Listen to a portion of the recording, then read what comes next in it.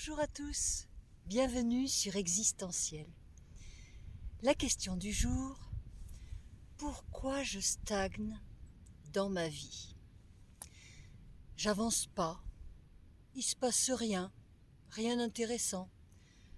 Je tourne en rond, j'arrive pas à me projeter, je sais pas ce que je veux, je sais pas où je vais, je sais pas quoi faire, dans quelle direction aller. Je me sens un petit peu perdue, quoi. Alors tout ça, c'est un peu négatif. Donc on va essayer de voir comment dans ces constats négatifs, on peut quand même arriver à trouver du positif. Quelque chose qui justement va nous faire avancer, même si on n'en a pas l'impression dans l'état actuel des choses. C'est vrai que quand on regarde les réseaux sociaux, que ce soit Facebook, Instagram, YouTube, voilà, on voit beaucoup de gens faire beaucoup de choses. Et quelque part, ça peut être frustrant.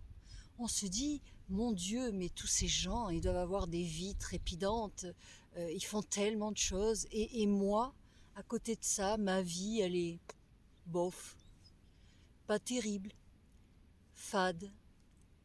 Alors il faut justement se méfier de ça, parce que vous savez très bien que souvent ce sont des façades.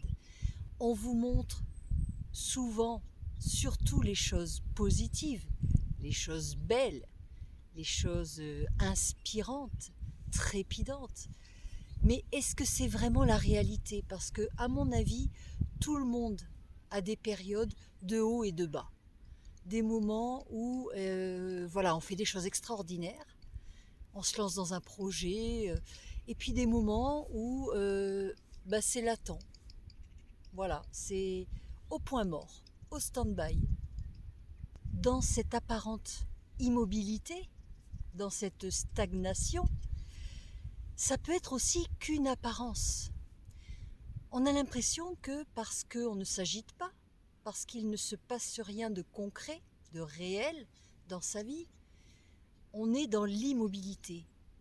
Alors on peut être dans l'immobilité physiquement, mais il se passe des choses là-dedans. C'est pas immobile là-dedans.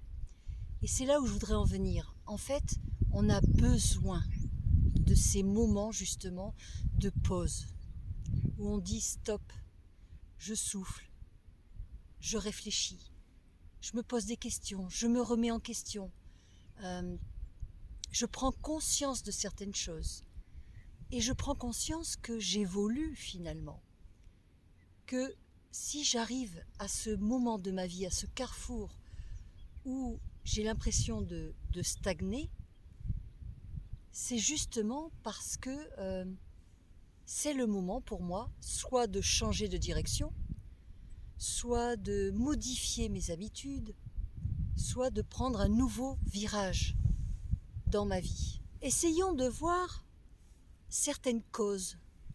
Pourquoi j'ai ce moment où je stagne, où il ne se passe rien? Parce que d'abord ça peut être simplement la fatalité. Voilà, je suis dans une situation qui est bloquée, peu importe que ce soit une situation professionnelle, familiale, amicale, émotionnelle, un événement, une situation même, voire environnementale. Ça peut être l'actualité, comme quand on a eu le Covid par exemple, qui nous a obligés à rester dans une période comme ça de stagnation, où tout était figé, où on ne pouvait rien faire d'autre que d'attendre que ça passe. Donc il peut y avoir des causes extérieures à ça. Mais il peut aussi y avoir des causes personnelles intérieures. C'est-à-dire que j'arrive dans une période de ma vie où peut-être je suis fatiguée. J'ai fait beaucoup de choses. Je me suis démenée dans ma carrière, dans mes projets, dans mes ambitions. J'ai beaucoup bougé, j'ai beaucoup créé. J'ai beaucoup vécu d'expériences aussi. Et on ne peut pas être tout le temps à fond. Il y a des moments où justement, il faut pouvoir souffler pour mieux repartir. Ça peut être aussi, à part la fatigue et un besoin de se ressourcer, une histoire de timing. C'est-à-dire que j'ai des projets dans ma tête, j'ai des envies, mais c'est pas le bon moment.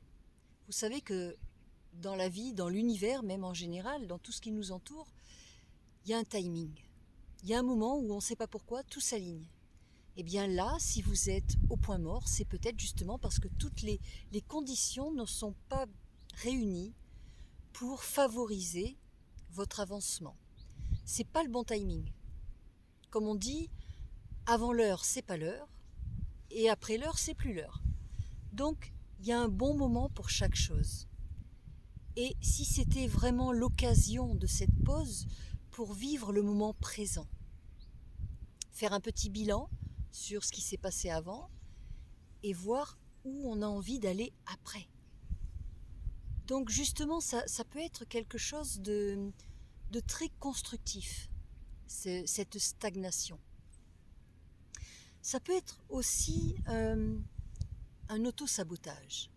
C'est-à-dire que j'ai peut-être des peurs, j'ai des croyances limitantes, j'ai certains obstacles qui m'angoissent. Et inconsciemment, eh bien, je me mets au point mort, je stagne, j'avance plus. J'ai peur de me lancer, je suis indécis, je ne sais pas comment faire. Peut-être que c'est juste une impression que je stagne, mais que je ne stagne pas vraiment. Une excuse, pourquoi pas, pour ne pas y aller. En se disant, non mais là ça va pas, il n'y a pas ça, il manque ça c'est pas prêt, j'ai pas suffisamment ça. Ça peut être des excuses, justement, pour ne pas avancer. Peut-être qu'on se sent pas prêt dans sa tête, pas prêt dans son cœur. Quelquefois, il y a des événements aussi familiaux, des deuils, des situations familiales, personnelles, qui nous mettent dans un moment de recueillement. Et on se dit, voilà, j'ai besoin d'abord de faire le point, de digérer ce qui vient de m'arriver, de l'intégrer, pour pouvoir ensuite passer à autre chose, dépasser mon deuil, dépasser ma peine, ma tristesse, dépasser peut-être une maladie, une blessure, un accident. Voilà, ça peut être vraiment quelque chose de légitime, se dire stop, arrêt des jeux. Je me pose, je digère, je prends le temps qu'il me faut pour accueillir ce qui m'arrive, et après je verrai. Pourquoi se précipiter? Pourquoi vouloir toujours aller de l'avant, de l'avant, de l'avant? Il faut être prêt, il faut être bien dans sa tête, dans son corps. Si on est bien avec soi-même, alors les choses se dérouleront facilement, aisément. Donc quelquefois, il ne faut pas non plus vouloir forcer les choses, se dire si ça n'avance pas, c'est qu'il y a forcément une raison. Pourquoi ne pas juste se laisser aller dans le flot de la vie? Pourquoi ne pas juste accepter que oui, quelquefois, il faut ralentir, il faut lever le pied pour repartir ensuite encore plus fort, encore plus volontaire, plus décidé, plus déterminé. C'est un temps qui peut être vraiment indispensable pour construire quelque chose de solide. Car oui, quelquefois, à vouloir forcément avancer, booster les choses, on va trop vite. Peut-être que si on avait pris un peu plus de temps pour mesurer, pour se poser les bonnes questions, eh bien, on aurait fait les choses de manière plus efficace, mieux, plus durable. Alors oui, on peut se dire, mais pourquoi? Pourquoi j'ai pas de visibilité? Pourquoi j'arrive pas à me projeter? Pourquoi je sais pas où je vais? Pourquoi je suis perdue comme ça? Pourquoi? Tant qu'on ne sait pas, eh bien on attend. On attend quoi? On attend d'être disponible, être ouvert, ouvert à ce qui se passe autour, parce que quelquefois quand on est trop dans l'action, quand on veut faire les choses, eh bien on ne voit même plus ce qui se passe autour. Du coup, on n'est pas disponible aux opportunités, aux petits signes. C'est vrai que quand on stagne, eh bien, on lâche prise.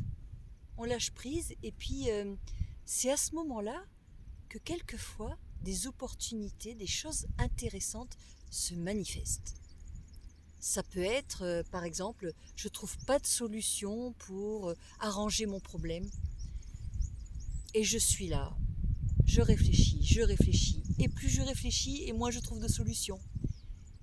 Et je me dis, bon allez, j'en ai marre de réfléchir, tant pis, je passe à autre chose, je me change les idées et on verra plus tard. Et comme par hasard, à ce moment où je lâche prise, eh bien c'est là qu'un petit signe, quelque chose se débloque, une opportunité, une personne à laquelle vous n'auriez même pas pensé, tout à coup vient vous voir et vous dit ah mais moi je peux t'aider pour ça. Ah mais oui, moi je peux tout à fait te donner un coup de main, c'est ça qu'il faut faire, c'est comme ça qu'il faut faire. Mais si vous étiez resté dans vos œillères à toujours forcément chercher votre solution comme ça, de façon vraiment obstinée, peut-être que vous n'auriez même pas vu cette personne. Vous n'auriez même pas entendu ce qui se passait autour de vous. Une petite chose aussi, moi je me suis souvent dit, si ça marche pas, c'est qu'il y a quelque chose qui n'est pas bon pour moi, peut-être. Si ça bloque, c'est que c'est quelque chose qui me protège. Quelque chose qu'on a envie de faire, et finalement on se dit c'est bizarre quand même. Tout est contre moi. Ça marche pas, ça je l'ai raté, j'ai perdu ça. Qu'est-ce qui se passe? Tout est contre moi. C'est peut-être un signe aussi que ça ne doit pas se faire, que vous n'êtes pas dans la bonne direction, que ce n'est pas par ce chemin-là que vous allez accéder à ce que vous voulez. Ça mérite réflexion. Pourquoi est-ce que ça bloque, tous ces obstacles qui se mettent en travers de votre route? À un moment donné, il faudra peut-être les écouter. Se dire, bon, j'arrête de m'entêter. Allons voir s'il n'y a pas peut-être autre chose. À ce moment-là, prendre de la hauteur, prendre du recul, essayer de considérer les choses d'un autre point de vue. Et peut-être qu'avec une autre vision, ça va s'éclaircir, ça va s'ouvrir. Et là, les choses vont fonctionner avec fluidité, vont s'enchaîner. Au lieu de vouloir absolument, comme un bulldozer, forcer le passage en se disant « vaille que vaille, de toute façon, il faudra bien que ça passe ». Une autre petite chose qui peut bloquer aussi, on peut se demander, quand on stagne, quand on n'arrive pas à se projeter dans quelque chose, qu'on n'a pas de vision claire, est-ce que je ne me voile pas la face? Est-ce que je ne suis pas en train de me mentir à moi-même? Est-ce que je ne me raconte pas des histoires finalement? Ou alors une vérité que je ne veux pas admettre? C'est-à-dire que je me dis oui, j'ai très envie de faire ce projet. Ça, c'est une façade. Est-ce qu'au fond de moi, je ne pense pas le contraire? Et c'est peut-être pour ça que ça marche pas, que ça n'avance pas. Parce que je m'auto-sabote. Je connais au fond de moi la vraie réponse, la vraie solution, la vérité. Mais est-ce que je refuse pas de l'entendre? Est-ce que c'est pas ça qui bloque, qui fait que je fais du surplace? Je me raconte des histoires. Je me dis oui, je veux avancer. Mais en vérité, j'y vais un peu à reculons. Et du coup, je m'auto-bloque. Finalement, quand on est si frustré de ne pas pouvoir avancer, ça peut aussi induire l'idée que, en fait, on veut tout contrôler. On veut tout maîtriser, on s'est fait notre petit programme, voilà, dans notre tête, et on voudrait que tout se déroule comme on veut. Mais c'est pas toujours comme ça que ça marche. Donc peut-être arrêter de vouloir tout planifier dans sa vie et laisser venir quelquefois des inspirations, laisser venir des choses pertinentes, des surprises. On dit bien quelquefois que les accidents, les petits accidents du quotidien peuvent réveiller une intuition, peuvent réveiller justement Eureka. J'ai trouvé quelques petites solutions, quelques petits conseils, des pistes, voilà, pour essayer de sortir de cet état finalement de mal-être, cet état de surplace, j'ai envie de dire. Se demander d'abord, est-ce que je suis en phase avec moi-même? Voilà, première question, est-ce que je suis en phase avec moi-même? Au fond, je cours après quoi? Pourquoi j'ai envie de faire ça? Est-ce que c'est pour des bonnes raisons? Est-ce que c'est pour donner une bonne image de moi? Est-ce que c'est pour plaire à quelqu'un? Est-ce que j'ai quelque chose à prouver à quelqu'un d'autre ou à moi-même? Quelles sont vraiment les raisons pour lesquelles je tiens tant à faire ce projet, à faire cette activité? On peut se demander aussi si ça bloque. Qu'est-ce qui me fait peur inconsciemment? Faire du tri dans ma vie, ma manière de m'y prendre, changer mes habitudes, essayer de faire autrement. Peut-être que ce qui fonctionnait avant ne fonctionne plus aujourd'hui, c'est pour ça que ça bloque. Peut-être que je suis toujours dans des vieux schémas, je répète toujours la même chose, le même processus, mais ça ne marche plus. Sortir du mode automatique. C'est la même chose si on prend toujours le même chemin pour aller se promener. Au bout d'un moment, on voit même plus ce qu'il y a autour. Quelquefois, il suffit juste de prendre le chemin dans l'autre sens et on a un nouveau décor qui s'ouvre à nous. On voit des détails qu'on n'avait pas vus à force de prendre toujours la même route. C'est la même chose. Et puis, peut-être que j'ai évolué, que je n'ai plus envie des mêmes choses. Je n'ai plus le même âge, je n'ai plus la force de faire les choses de la même façon. Alors à ce moment-là, c'est peut-être pour ça que que j'avance pas, je progresse pas. J'ai peut-être besoin de faire différemment, de changer mon angle de tir, faire quelque chose qui correspond mieux à ce que je suis aujourd'hui. On ne peut pas être et avoir été. Donc peut-être que je rêve de faire certaines choses qui ne me correspondent plus en fait. Donc j'y vais par orgueil en me disant si, je suis encore capable de faire ça, je suis à fond, je suis motivée. Est-ce que physiquement c'est le cas? Est-ce que psychologiquement je suis encore dans la même envie? Ce sont des choses à se poser quand même. Qu'est-ce qui bloque? On peut se faire un petit tableau d'ailleurs, se dire, voilà, faire un petit bilan. Qu'est-ce que j'aime dans une colonne? Qu'est-ce que je n'aime pas? Ou qu'est-ce que je n'aime plus? Ce que je ne veux plus. Qu'est-ce que je veux? Qu'est-ce que je ne veux plus? Et vous pouvez rajouter aussi dans chaque colonne, pourquoi? Qu'est-ce que j'aime? Pourquoi? Pourquoi j'aime ça? Qu'est-ce qui m'attire? Et dans ce que je n'aime pas, dans ce que je ne veux plus, pourquoi?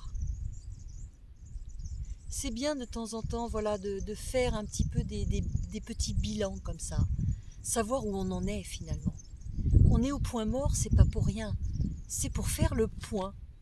Donc dans les petits conseils, dans les pistes Je dirais aussi d'essayer de changer ses habitudes. Alors pas changer complètement ses habitudes, mais des petites choses, voilà, pour sortir de ces vieux schémas.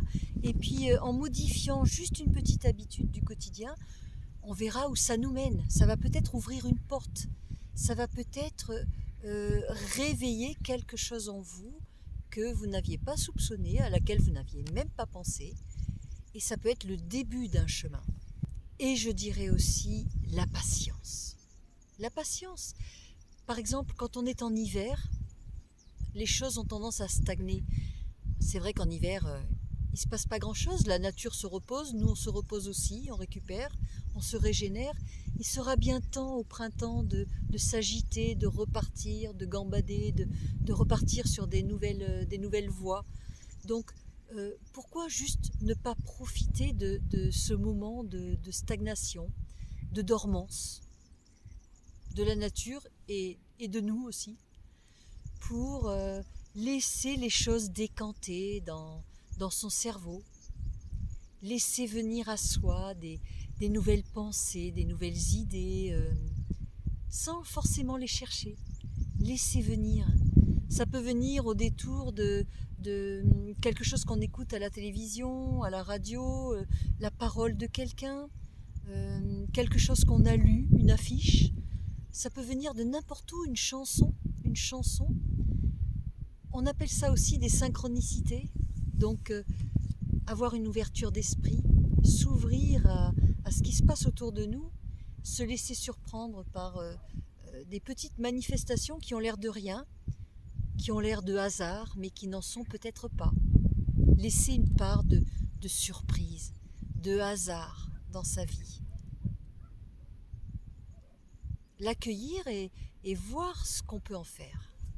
Dans une société où tout va très vite, où il faut toujours être efficace, dynamique, actif, eh bien ça fait du bien quelquefois aussi de stagner, de rien faire, d'attendre que les choses passent. L'oisiveté, c'est pas forcément de l'ennui, c'est simplement aussi savoir prendre son temps, profiter de la vie, du temps qui passe. Et puis, si je ne sais pas ce que je veux faire aujourd'hui, eh bien ce n'est pas dramatique. J'aurai peut-être une idée demain, voilà. Ne pas se mettre trop de pression non plus. Savoir aussi profiter des belles choses. Les réponses viendront certainement d'elles-mêmes. Tout vient à point à qui sait attendre. Donc, un jour ou l'autre, il va se passer quelque chose. Mais pas pour l'instant. C'est pas le bon moment, c'est pas le bon timing. Ne soyez pas trop pressés. Toujours être occupé pour éviter le vide, l'angoisse du vide. On revient un petit peu toujours aux mêmes choses, finalement. Et rassurez-vous, dites-vous que se poser des questions, pourquoi je stagne, pourquoi j'avance pas, qu'est-ce qui se passe, qu'est-ce qui m'arrive, c'est une très bonne chose. Ça veut dire que vous êtes en train d'évoluer. Ça veut dire que justement vous êtes sur la bonne voie. Alors détendez-vous, aérez-vous, déculpabilisez et demandez-vous si ce que vous avez envie de faire, ce que vous avez en tête, est-ce que c'est vraiment un besoin, une envie, un rêve ou une fuite. Voilà, c'est des choses qui vont se mettre en place. Écoutez votre cœur. Dites-vous tout simplement, si je n'avais aucun obstacle, si je n'avais aucun blocage, aucun problème, que ce soit financier, physique, environnemental, qu'est-ce que je ferais? Parce que la réponse, finalement, vous la connaissez. Vous avez l'impression de chercher quelque chose, mais la réponse, la solution, vous la connaissez déjà. Il faut juste oser la laisser sortir, avoir le cran de l'avouer. Ce genre de questions existentielles, pourquoi je n'avance pas, c'est aussi dû, je pense, à notre société qui est beaucoup dans le développement personnel aujourd'hui. Donc on est forcément obligé de réussir sa vie, de s'accomplir, vraiment de se révéler au monde. Je pense que c'est peut-être une notion qui n'existait pas ou pas dans cette proportion-là par le passé, dans les autres générations. Les gens vivaient le moment présent, menaient leur vie concrète, matérielle, étaient peut-être moins dans la spiritualité, dans la recherche extérieure d'accomplissement de soi, et peut-être que ça leur mettait moins de pression aussi. Finalement, il y avait moins de culpabilité à vivre simplement. Aujourd'hui, on a besoin de sensationnel, d'extraordinaire. Et je pense que oui, les réseaux sociaux ont peut-être à voir avec ça. Avoir une vie simple, peut-être qu'on y reviendra, mais avoir une vie simple aujourd'hui, ça peut être vu comme quelque chose de banal, d'ennuyeux. Alors que finalement, avoir une vie simple, c'est être bien, être en paix, être serein.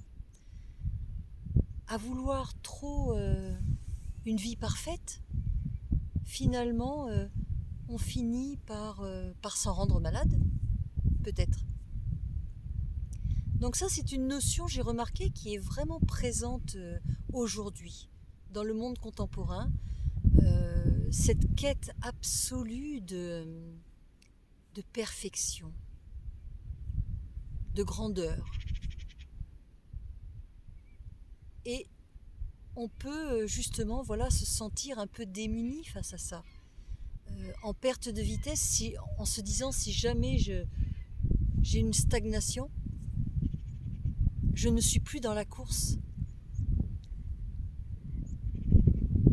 Je pense qu'il y a quelque chose de cet ordre-là aussi, dans la peur de stagner.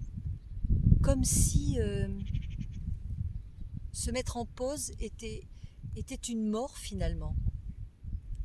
Mais je pense qu'on finira par revenir à des choses essentielles,